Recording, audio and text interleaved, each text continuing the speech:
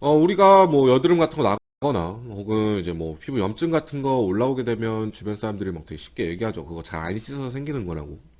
근데 그런 말 들으면 되게 기분이 나쁘긴 한데 막 궁금하기도 해요. 아, 진짜 내가 잘 안 씻나? 그리고 내가 잘 씻으면 이런 여드름 같은 거 개선될까? 궁금할 수가 있는데 이런 것들을 좀 잘 이해하려면 아무래도 여드름이 생기는 원인을 이해하면 도움이 돼요.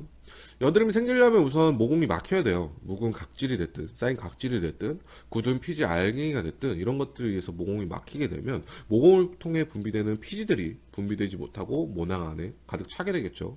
이렇게 되면, 우리랑 정상적으로 같이 살아가는 상세균들, 여드름균들 같은 것들이 증식하기 좋은 환경이 되고 이렇게 증식된 균들이 모낭 벽을 허물고 피부로 침투하게 되면 면역 반응의 결과물로 염증들이 막 생기는 거예요.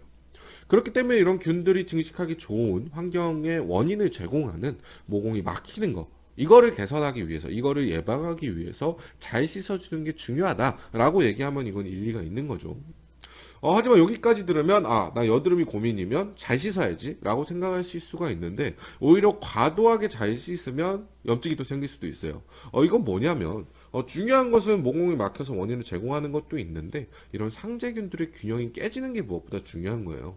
이런 상재균들, 이런 균들은 우리 몸에 많은 균들이 살고 있는데 이 균들이 아예 없을 수는 없어요. 하지만 이런 균들이 면역력과 균형을 이루어 살면은 우리 몸에 크게 해를 끼치지 않고 문제를 일으키지 않아요. 하지만 앞서 말씀드렸던 것처럼 막 균이 증식을 하거나 이런 것처럼 이제 균형이 무너지게 되면 균형이 깨지게 되면 염증이 생긴다든가 뭐 물집이 생긴다든가 하는 것처럼 문제를 일으키게 되거든요. 하지만 이런 균형이 깨는 경우는 두 가지가 있을 수 있겠죠. 앞서 말씀드린 것처럼 균들이 많아지는 경우, 혹은 반대로 면역력이 떨어지는 경우. 그렇기 때문에 우리가 뭐 밤새거나 피곤하다라고 하면 막 입 점막에 염증이 생길 수도 있는 거고, 혹은 막 뭐 밤새면 여드름이 막 생긴다든가 할 수가 있는 거겠죠. 비단 우리 피부뿐만 아니라 우리 몸 구석구석 염증이 생길 수 있는 것처럼요. 그렇기 때문에 과도하게 세안하면 필요 이상으로 이제 과도하게 세안을 하면 피부에 큰 자극을 줄 수가 있는 거고 이제 그로 인해서 면역력이 떨어져서 약해져서 균형이 깨져서 염증이 생길 수 있다라고 얘기하는 거죠. 그렇기 때문에 잘 씻는 건 중요한데요. 과도하게 씻는 건 안 중요해요. 그렇기 때문에 나한테 적절하게 잘 세안하는 게 굉장히 알맞다라는 거죠. 이거를 좀 예를 들어서 볼게요. 이거 같은 경우는 저희 스킨핏 이용하시는 분인데요. 피부 확대 사진이죠. 피부 확대 사진을 통해 봤을 때 이분의 피부 상태는 이제 모공수가 일단 기본적으로 많고 모공이 많이 커져 있어요. 늘어나 있어요. 피지 분비가 많은 피부 타입이라는 거죠. 그렇기 때문에 피지 분비가 애초에 많기 때문에 분비되는 피지 양 자체를 줄일 수는 없겠지만 분비된 피지들을 세안으로 정리를 해줌으로써 피지가 굳는 것을 예방하고 피지가 굳어서 모공을 막는 것을 방지함으로써 이제 피부 관리를 해줄 수가 있는 거겠죠.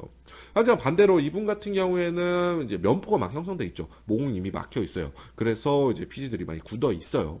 하지만 피부가 굉장히 붉어요. 굉장히 예민하고 자극에 쉽게 반응해서 흥분되어 있는 상태예요. 이분 같은 경우에는 앞서 봤던 분보다 이제 피부 저항성이 약한 민감성 피부이기 때문에 앞서 하신 분처럼 과도하게 세안을 하게 되면 오히려 피부가 약해지고 면역력이 떨어져서 염증이 더 생길 수가 있는 그런 피부 타입인 거죠.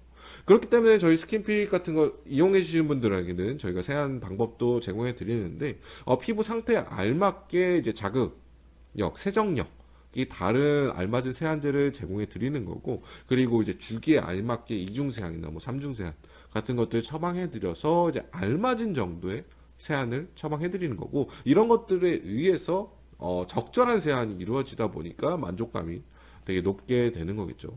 이것처럼 잘 씻는 거 중요해요. 근데 그 말 그대로 잘 씻는 게 중요해요. 잘 씻는 건 과도하게 막 깨끗하게 씻는 걸 잘 씻는다고 하지 않아요.